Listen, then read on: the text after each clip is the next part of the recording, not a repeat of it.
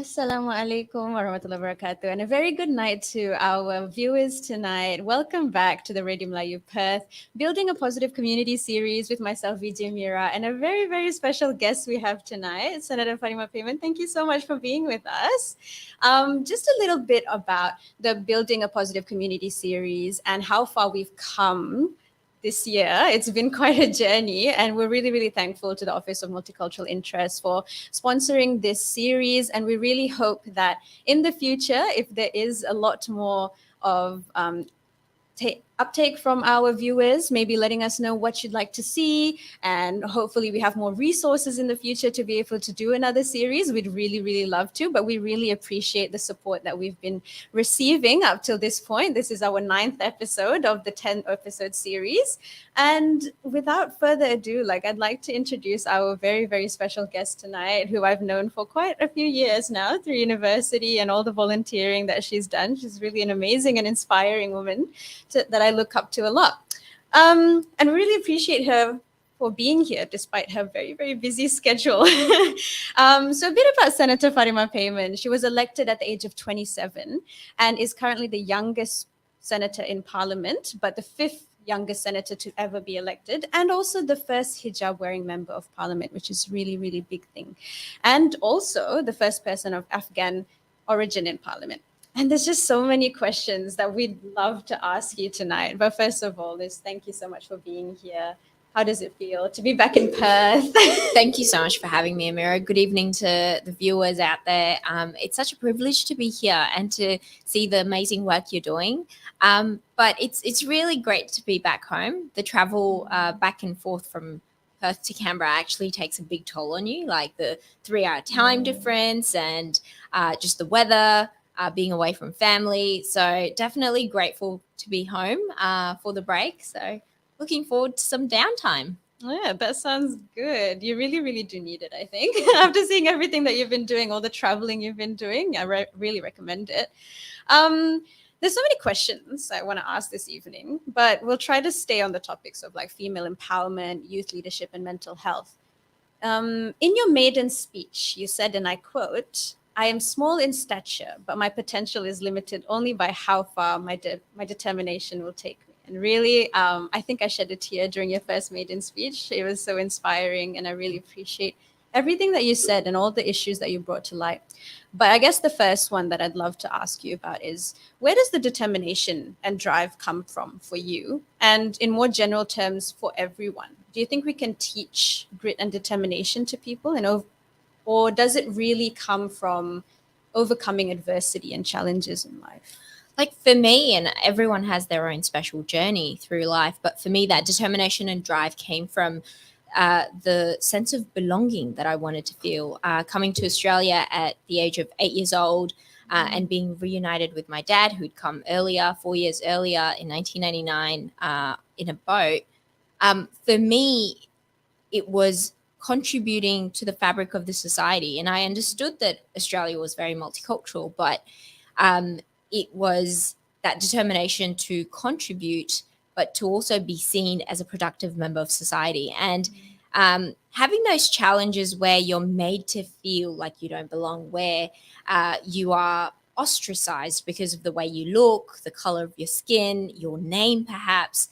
And for me, it was that sort of real moment of realization where I was like, but I consider myself Australian. Why is everyone else sort of giving me weird looks or passing comments like go back to where you came from, or making it seem like I can't speak English well because I've got a hijab on my head or a headscarf on my head. So for me, it was that Mahatma Gandhi's quote that's, you've got to be the change you want to see in the world. And for me, that change started with myself being that the person that I wanted to experiment and put myself out there. I was at a conference, and I've mentioned this so many times, but a lady came up to me, a white Australian lady, and she was like, in a very condescending, slow tone, "How do you fit in all this?" And to that, I was like, how do you respond to that? I've got every right as a member, but also a delegate to be here. And for me, that ignited the fire inside me to be like, you know what? I gotta push myself out of my comfort zone and really put myself out there, give people the benefit of the doubt that, yes, they may question my capabilities or whether I deserve to be in a position or not, or whether I even know how to speak English, to be frank. But to really educate them, because we can't just sit there and assume that everyone will know about the contribution of migrants, the contribution of Muslims, or people who look different, people of color. And so pushing myself out of that comfort zone was definitely the best thing I've ever done. And that's where growth happens, right? And I think grit and determination is something that you've got to put yourself out there. You've got to have that intention and put the actions through. Like, it cannot be taught in textbooks or at school. Like, it's got to be practical. It's got to be hands-on.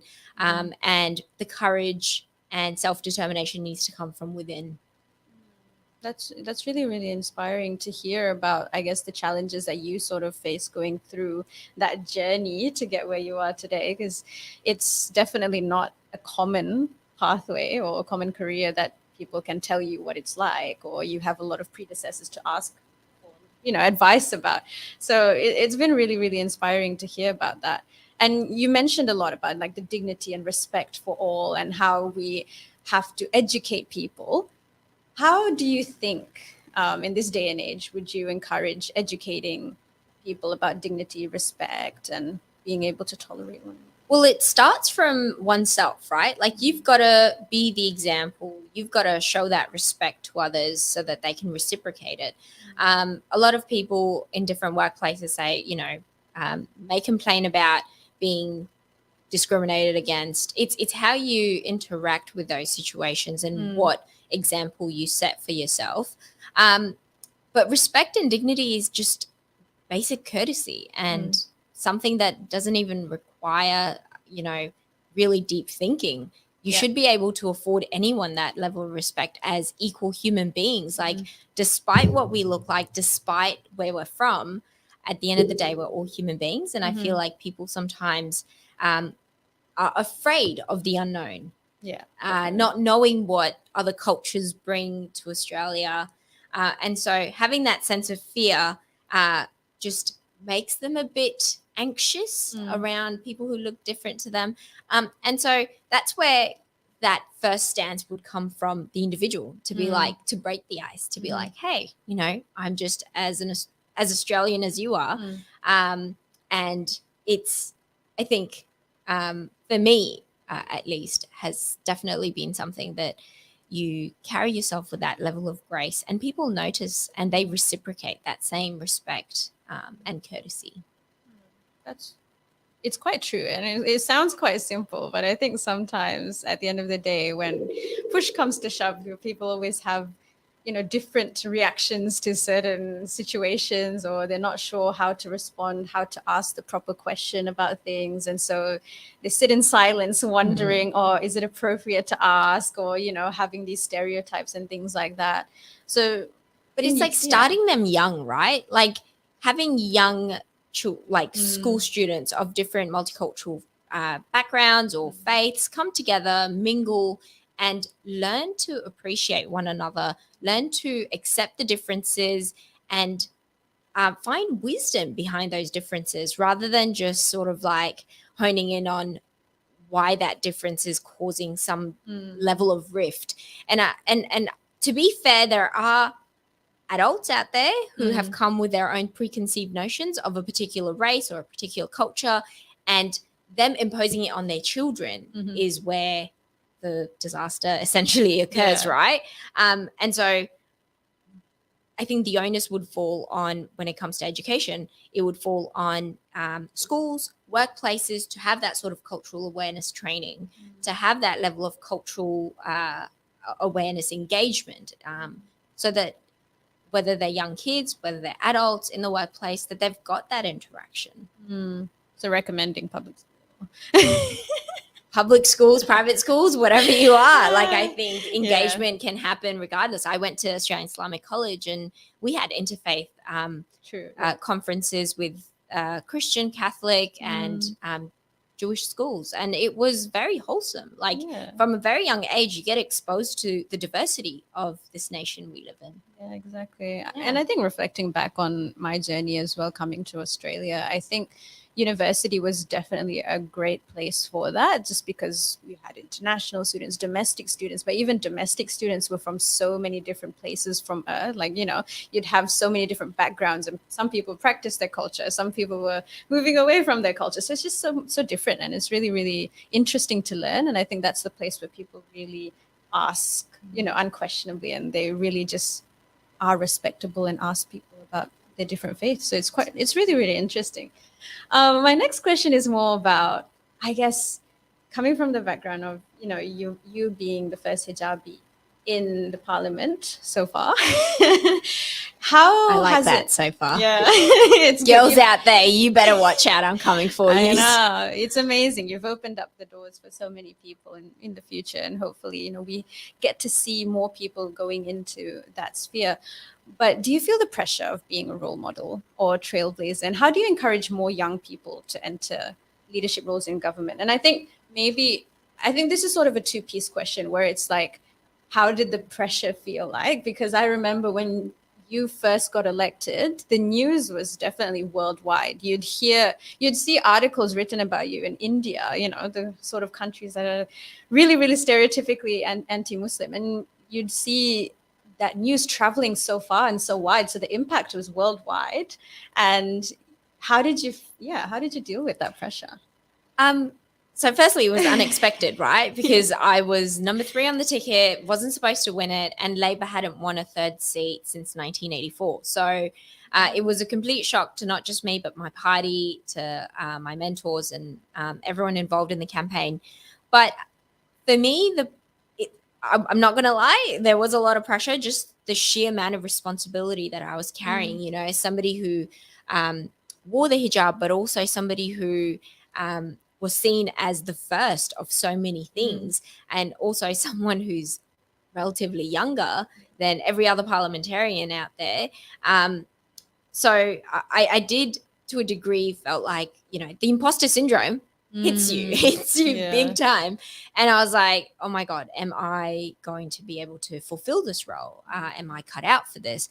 And for me, my late father would always remind me of things when I would embark on a new challenge or a new journey. He would say, look, this door has opened for you for a reason. God will never burden a soul more than it can bear. So you've been given this opportunity, make the most of it, and give it your best shot. Like, what do you have to lose? And so for me, it was more of that encouragement that I remembered of my dad, because we lost him 4 years ago to leukemia.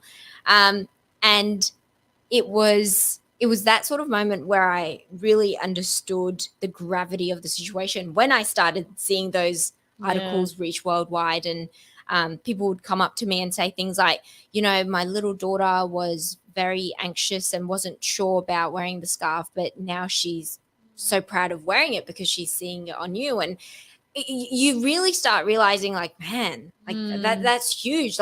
Me, some random girl from Dutch in Perth, reaching this sort of position, it definitely is a blessing from God, but also a big responsibility that I must fulfill. And my encouragement to girls out there, to answer the second part of your question, is take the courage. Take that first step. Take the opportunities that come your way, because you never know what lies behind that door. And for me, it was my dad's passing. He was only 47 years old when I realized that life's way too short. You've got to take every moment. You've got to take every opportunity as it comes, so that you don't live with the regret of what if. And you want to leave some level of impact or some sort of difference in this world before you leave. I can't guarantee, I'm 27, can't guarantee if I'll live to see 47, but all I know is that I'm striving to live every single day of my life with that level of purpose and drive to make a difference, even if it's to one person's life. Even if that one girl was like, you know what, I'm going to wear the scarf for the rest of my life, I'm happy with that. I think I've done my duty. Or if I've raised someone's concern who's struggling at an aged care facility, I've done my job. If I've alleviated stress, financial stress off families who are struggling to put their children in childcare, like I'm happy with that. So the change doesn't have to be, phenomenal or gigantic. It can be whatever change that's out there that will have a ripple effect. And I think, like you mentioned earlier, this wasn't done before, and representation to the Albanese Labor government is so big because only with this election, we've seen such a diverse range of candidates being elected, and Labor pushing for that diversity, for that representation, because you can't be what you can't see. And so essentially, for me, it was, I've got to be a voice for my community. I've got to be the voice for young people, for women, for workers out there, because as a political organizer in my previous role, I saw how poor conditions that these people were working in, that reflected the struggles of my dad. He worked around the clock, 3-4 jobs to make ends meet, to put food on the table, roof over our heads, to pay the bills, give us an education. So for me, it's making a difference in everyday Australians' lives and ensuring that everyone feels that level of respect, acceptance, and that sense of unity, because at the end of the day, we're all wanting a better life for ourselves and our families. That really ties well into the next question that I have, because really, I think as people, as migrants who come to Australia, people of different cultures, different faith or backgrounds, I guess they tend to realize the differences that they have compared to the normal Australian that is portrayed on media and things like that. So do you feel like, as someone who's different, as the minority, we have to work harder in these sort of settings and actually be extra brave, for some people? Is that sort of what you've seen from your perspective? Well, I feel like as migrants, it's in our DNA to work hard. I'm not sure about you, but my family's ethos are just work hard, do your best, and be productive members of society. And so I think in general, we are so grateful for being in a country where we don't have to worry about war, about poverty, exactly, that we're like, you know what, we've been blessed with all these opportunities at hand. We're going to make the most of it. I wouldn't say that, you've got to work hard regardless. And perhaps there are so many people out there who've worked twice or 10 times harder than I have. It's sometimes just that sense of opportunity and what God's got planned for you. Like, I had a different plan to what turned out. Like, I was like, oh, this is a practice run. I'm going to get heaps of experience and learn so much. And maybe in 10 years' time, I'll run properly. And God had a different plan. And for me, it was like, all right, well, I'm going to do what's destined for me, right? But I think to a certain degree, yes, in different workplaces, we have stereotypes to fight as Muslims or as people of color, or even as women. Like, we get undermined in settings where majority of a team are men, right? Like, you always have to voice your, be assertive, be more confident. But I feel like there is this beautiful sort of evolving transition where you're seeing the contribution of women being respected, industries or workplaces having quotas to ensure that there is diversity in their workplaces. And quotas aren't always a bad thing. Obviously there are the competency markers that need to be reached, and the requirements that need to be met. But I think the diversity quota ensures that, you've got different views, people of different expertise and just perspectives around the table. So exactly. Just enriches the experience of everyone working in the workplace, but also the ideas that come to the table. And I think also reflecting on the fact that, especially in Australia's parliament, it really did used to look a certain way a few years ago, right? But how have you seen sort of the changes in terms of like how the parliament has changed from maybe a few years ago to now, just because of the diversity that it has now? Well, I wasn't there a few years back, but from the stories I heard, and obviously, the misogyny speech by the former Prime Minister Julia Gillard, and then moving on to all the scandals and rorts that happened in the previous government. They had over 9 years of that. And then the Jenkins Review, was published, and the Labor government's taken those recommendations quite seriously. And my own experience, like everyone, the first question they ask is when they learn that I work at Parliament House is, oh, so what's the culture like? Have you been discriminated? Are people racist? Are you shunned or anything? I'm like, no, they're so friendly. Everyone is just there to do their job. There's that sense of camaraderie, that sportsmanship, where you're like, you may be of different political affiliations, but you're there to serve your constituencies. And especially women have shown this degree of being there for one another, regardless of what party they represent, to just be there as a support system, to offer, to have an open door policy and say, you can always just walk in and have a chat. And also because I'm the baby, so everyone's like looking after me. So it's good. Huge shout out to the women out there who've been a great support system. Yeah, that's really, really amazing. No, it's really amazing to hear, because I think you'd still think to a certain extent maybe party politics would play into that, and you'd be like, but she's from a different party, she's gonna reveal the secrets and everything. I think we know our boundaries. We're not like gonna spill party secrets, but I think just from a woman to woman point of view, that sisterhood's there, and it's so good to see that they just want you to do well and feel supported.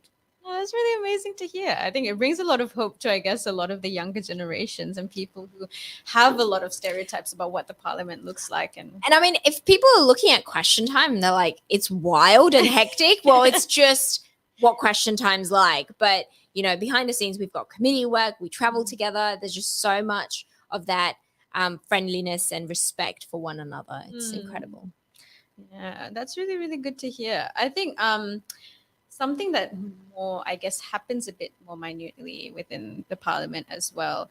I guess regardless of how progressive society becomes, there will always be elements of racism to a certain extent. And I suspect there may be occasions where it rears ugly head in politics. So maybe how do you deal with those situations sometimes, even if it's even if it is reared towards you, or maybe if it's towards someone else? How do you respond? So, I'm not going to mention names, but there are certain characters in the Senate chamber that really makes you wonder, why are you guys still living 200 years back, or like the mentality is quite backwards. The way I deal with it is I just give them the benefit of the doubt. I just assume that maybe they don't know any better.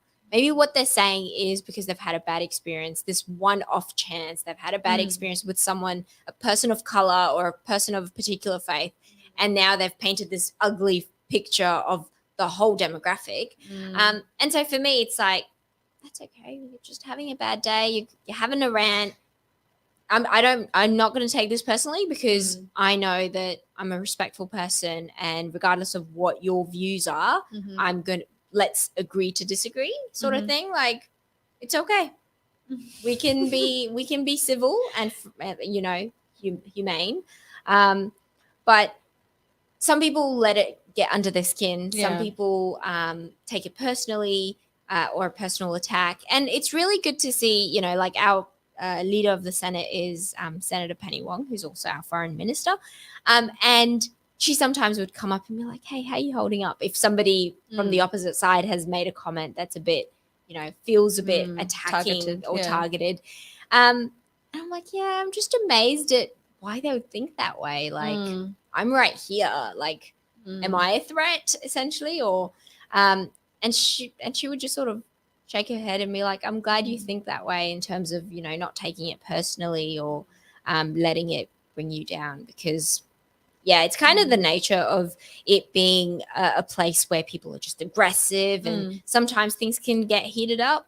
But it's just how you take it, right? Take it with some grace, a grain of salt that, they've got their own experiences and opinions, and that's okay. Yeah, but also because you don't really want that opinion to be tied to yourself, and then you start to get weighed down by those issues, and it affects you personally as well. Yeah, So, because looking after your mental health is so important. And I think I mentioned that in my first speech because as somebody who's, after my dad's passing, suffered severely from depression for some time, I understand how important it is to have a healthy mind, to have healthy emotions, because it's really just it spirals down the moment one thing leads to another. And so for me, my message out there is just don't take things personally. Just laugh things off if you have to, vent, have somebody, a network or a support system to just be able to let it off your chest.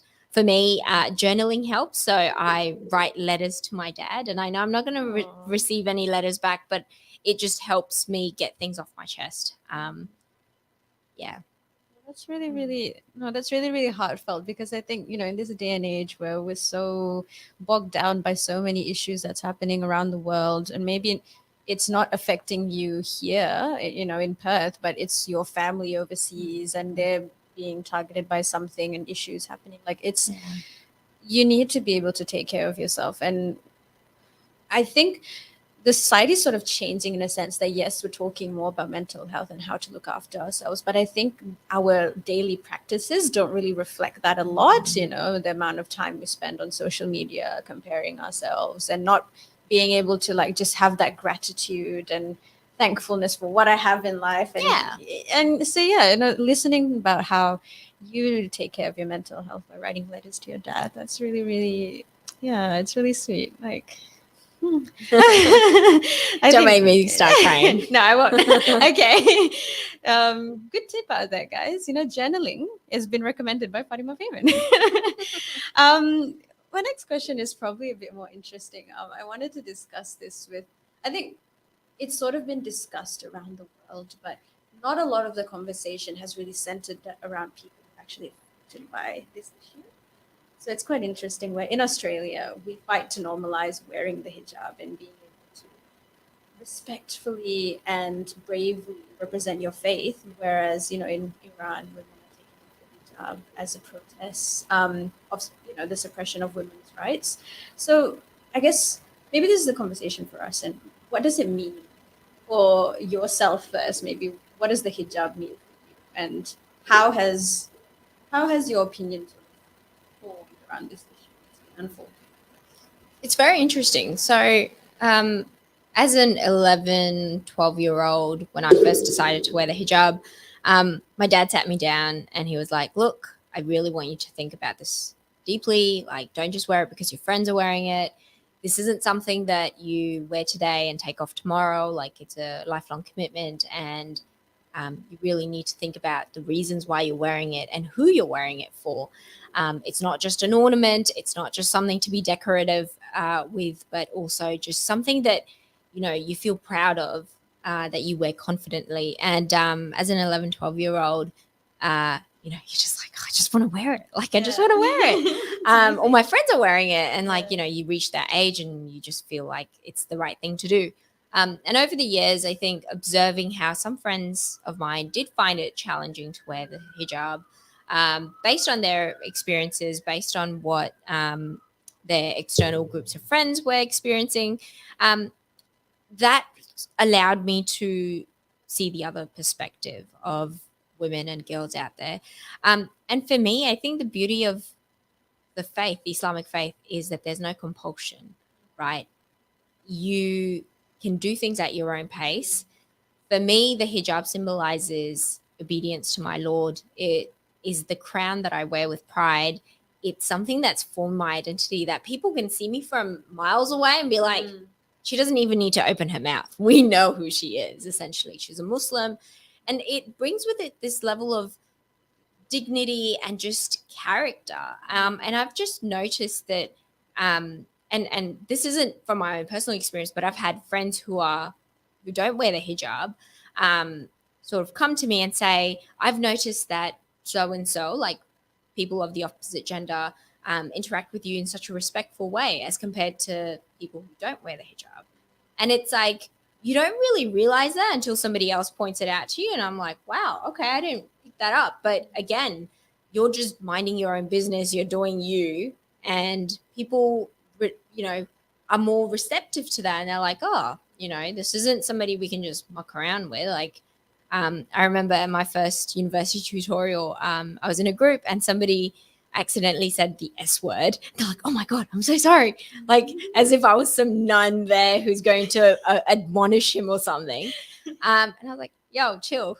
It's all good. Like, but that level of respect is seen, in different various levels, whether it's university, workplace, or executive positions. So for me, it's definitely something that I haven't thought twice about. And upon my election, the whole idea of how not abnormal, but how out of the image the headscarf is came about when every single journalist out there, the first question would be like, so how does it feel to be the first hijab wearing senator? And it's like, do you guys ask, the prime minister, what does it feel like to be the first guy who wears, I don't know, a black tie or a gray tie? Like, it's part of my attire, it's part of what I wear, but it shouldn't dominate the discourse, or it shouldn't reduce my talents just to the fact that I wear a hijab, right? Like, there's so much more contributions that I'm making. People should sort of acknowledge it and then move on, rather than just delve into it. But again, like you mentioned, because it's something so new, people are still adjusting to it. They're still sort of getting a vibe out there. Like, I'm not sure if that's what you felt, but I think people are learning more about what it means for us to wear the headscarf. And the only challenge that, after the incidents in Iran, which my heart goes out to all Iranian women, and the family of Mahsa Amini, is the fact that people who do not know much about the hijab are associating the hijab with oppression because of what a government who's led by quite conservative men who are being quite violent about it all. The way they're dealing with the situation, it's like Islam doesn't stipulate that you must kill someone because a bit of their hair's showing. Like it's almost like, where are they basing their knowledge or their, like, where are they drawing the lines? Exactly. Really, and it just doesn't make sense. And so for me, the challenge mostly has been telling people, no, the hijab is not a symbol of oppression. The hijab is actually a symbol of freedom. Women are quite free to do what they want in terms of like the hijab. It's their choice. And that's between them and God. Like, at the end of the day, they're accountable for whether they choose to wear it or not.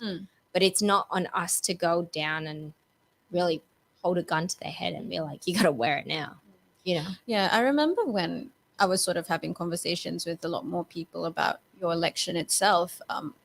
Some of the questions I got from non-Muslims were like, why are we talking about a person based on what they wear? We don't normally do that. But to me, I sort of felt like, well, no, we need to, because it's so oddly seen. Like, it's not something that we actually see in day-to-day life. And this representation means so much to a lot of people who don't have that opportunity to see that representation, right? And like, the way I explained it, I was like, you know what, like, seeing someone in such a high position choose to wear the hijab, because at the end of the day, the hijab is something that you wear because you've chosen to wear it, and it's not something that you're forced to do. So it's seeing someone beautifully, elegantly practice their faith and being proud to represent it in a place where they are able to, in a workplace, and being able to talk about it in a sense that, yes, it's a choice that she's made, and she's representing so many people, and this is like, so, I guess, long time coming in a sense. And it was really, really, like, it was interesting to see the conversations that came out about it. Like, it's right in a sense that, it was a bit weird that people were like, how does it feel like that? Like, but the conversations and the education around that definitely started changing a lot. And I think I think it's just, doing the first thing you're going to bear the brunt of it. The first of anything, Yeah. it's a bit of an experimental, Exactly. just like how I was the firstborn as well. It was a bit of an experiment for my parents. Like, Yeah. what is this one going to turn out like?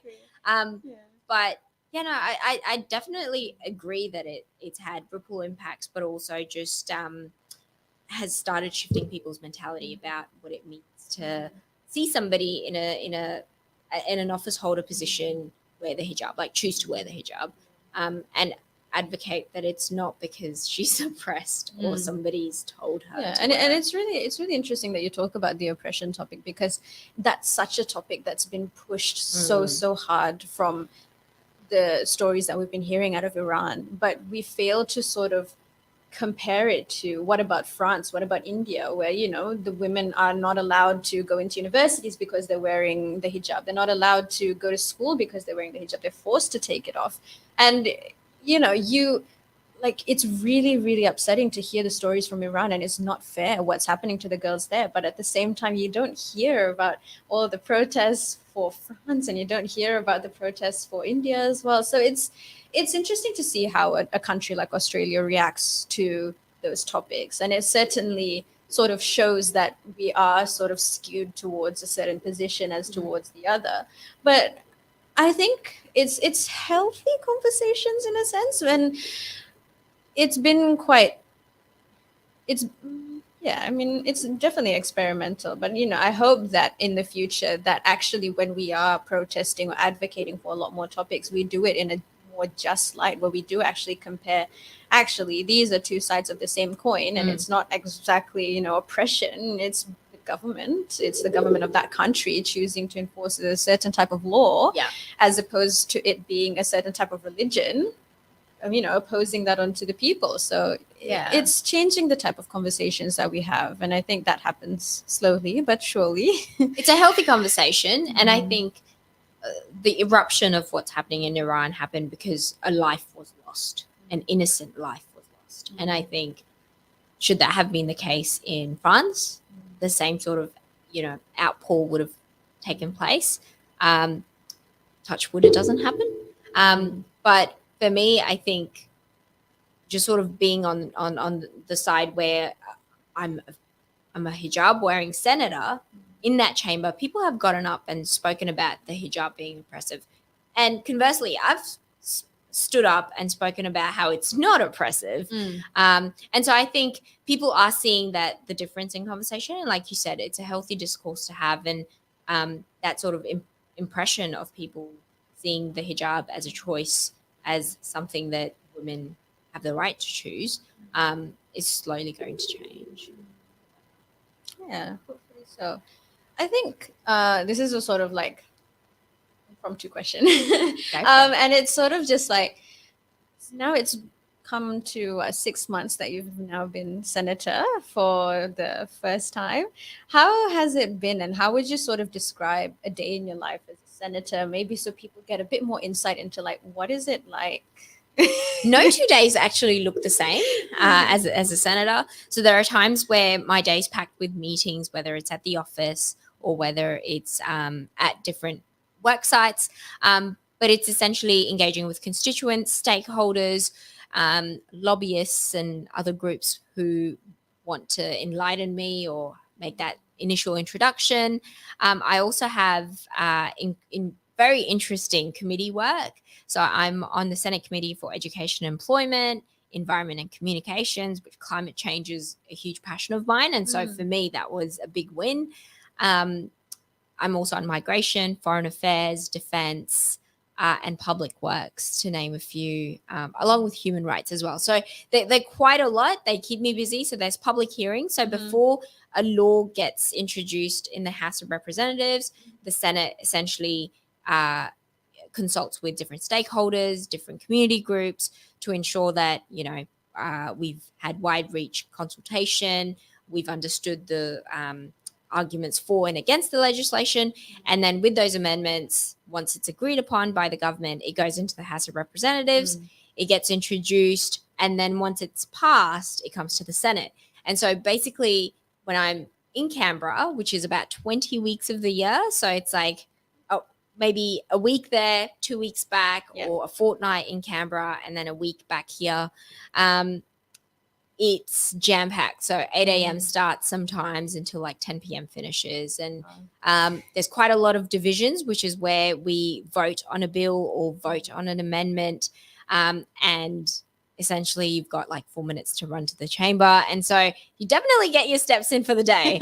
And so it's a, and for those who haven't been to Parliament House, it's a huge place, a maze, an absolute maze. And it's quite interesting that you get to see ministers just walking around to their chamber, to their offices, to their meetings.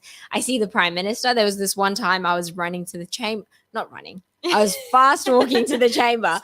And then I hear from behind me someone yell, "Senator Payman, that bell's for you." And I look and it's the Prime Minister. And I'm like, oh God, my boss is right there. And I was like, "Prime Minister, I'm fast walking."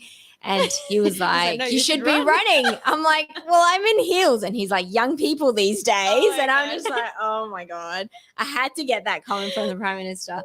But no, it's very interesting to just see legislation that we get that gets past both houses and how it starts to make change in people's lives and the response we receive from people when I'm out there door knocking, when I'm on the phone with constituents sort of just checking in. They're so surprised that the government's actually doing its job because they're so used to like a decade of the previous government not doing anything. And so they're like, you're actually delivering? And it's like, yeah, we're just doing our job. Surprise.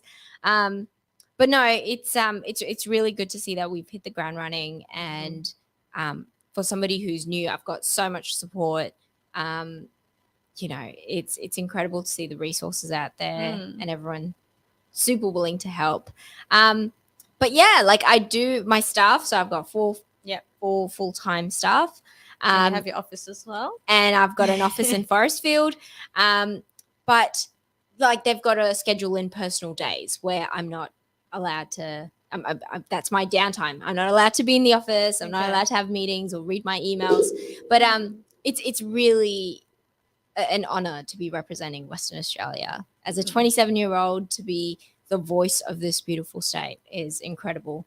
To be talking to people from various industries and just seeing what's important to them and how I can best serve them through my role. And even international representation as well. So I've been to Bali for a conference. Rwanda. How many places have you ticked off the bucket just two for now. Okay. But no, and more to come. It's just been incredible, and the fact that the party has that faith in me being an ambassador for them in a degree where I'm seen doing things and they appreciate my efforts and they give me all these incredible opportunities for me to learn more and get that exposure is really heartwarming. So all the girls and guys out there who are keen for politics, like, you should just put your hand up, come talk to your local members. Everyone's got a local, federal or state member. You can even just come and knock on my door. And it definitely just starts with a conversation, really. Definitely. That was actually going to be my next question, which is going to be like, for the young people out there or anyone who's actually listening tonight, how would they actually get more involved? So you've mentioned, talking to your local member of parliament. In other ways, what are the volunteering opportunities out there? What organizations? And I guess, the sort of ideas that you have is like, how do you choose a party and how do you align with like certain issues? And those are usually the struggles that people face when politics comes about. So look, like any state or federal local member is happy to run you through what their party policies are. But now with, the technological age, everything's at your fingertips. So do look up policies, do look up what's important to you and which party serves your interests best. And also bearing in mind which party has the potential to actually make those changes. There are some independents out there who are doing great work, but it's like at the end of the day, who's going to pass legislation, who's going to be in government. And it's important to factor those things in as well when you're making those decisions.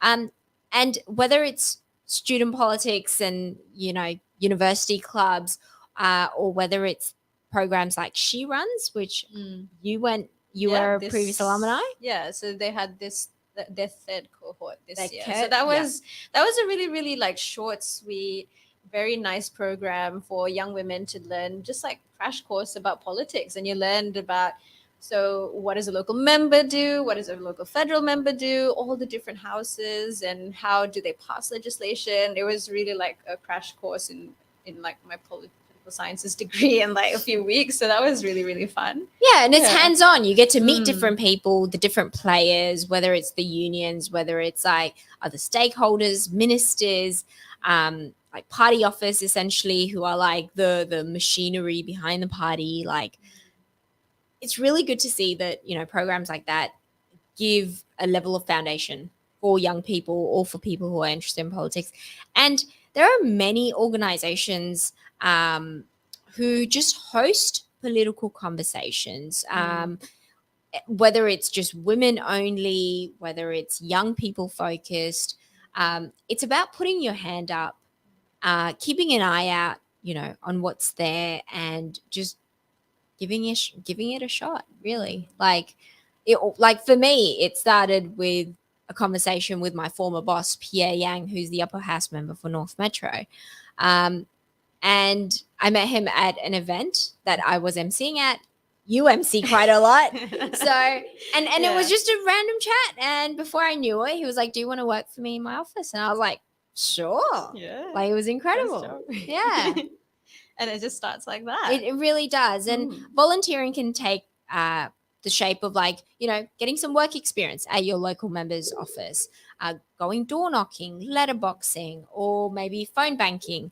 For me, Young Labour was a huge deal. I had so many skills developed through my time as equity and diversity coordinator, and then I moved on to become president of Young Labour, and then just starting to see the different cohorts you start attracting just with you being there. Yeah. And sometimes you can just do it with a bunch of friends, like do it as a social thing, meet new people, suss the vibe out essentially, and see if they are people who connect with you. Because for me, Young Labour were just this incredible group of young people who gave me that sense of belonging, where we felt like we had shared values in common, shared goals in common.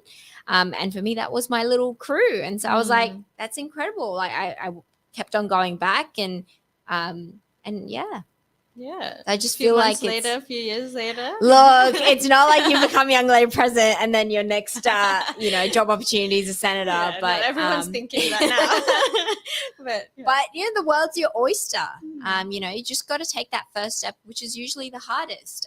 But from there on, you build a good network around you and support of friends, and it's really fantastic. I think, especially young people, and also not just young people, but actually people of all ages. If you find that, opportunities are coming towards you, or you want to try something new, there's a lot of volunteer opportunities out there. And I think a lot of local members are quite open. They have a lot of coffee catch-ups, and they have a lot of meet and greets, and maybe just sometimes just going to it as a social thing once off. You don't know what it could lead up to. Conversations anywhere usually lead up to something sometimes, but don't expect it. Oh yeah, no, 100%. Go in with an open mind, and just be hungry for more knowledge, to learn more. And like you said, that's where the determination and grit will start developing afterwards, because you're like, that sparked an idea. Like, I really want to get involved in this campaign. And whether it's climate change, whether it's like Clean Australia Day, if there's something you can do with a local community group and just expand it, maybe reach out to your local member, try to collaborate things. Like, exactly. Usually I can speak for myself and so many of the MPs that I know, nobody's going to turn you away. Like, people are going to make time for you because you matter, your opinions and ideas matter, and you're a productive member of society. So we definitely have time for you. Yeah, fantastic. No, it's really, really encouraging to hear, especially from yourself, being a senator representing WA, but also being able to come to your local constituents, your local, very small radio show and to represent us This and is answer our beautiful. questions. It's amazing. Thank you for the wonderful questions. Yeah, I've thank enjoyed you. them. Thank you. Thank you. And really, that sort of wraps up our night. And is there anything you might want to add before No, we I wrap up just for I tonight? just hope everyone has a good downtime over the Yeah, break, the Christmas holidays. and New Year's break. Mhm. Like just spend some quality time with family because that's something Take care of your mental health. take care of your mental health. Don't take any moment for granted.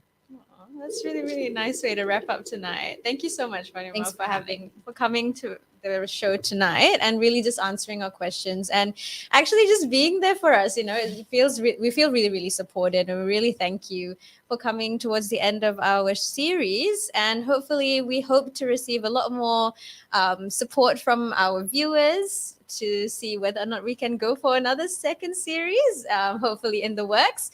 But I'd like to just say thank you so much for everyone who's tuned in tonight and listened and commented. And, please like and subscribe, share our videos. We really hope to encourage more interaction with the community. And without further ado, I'd just like to say apologize for any shortcomings. And thank you so much for watching tonight. Assalamu alaikum wa rahmatullahi wa barakatuh.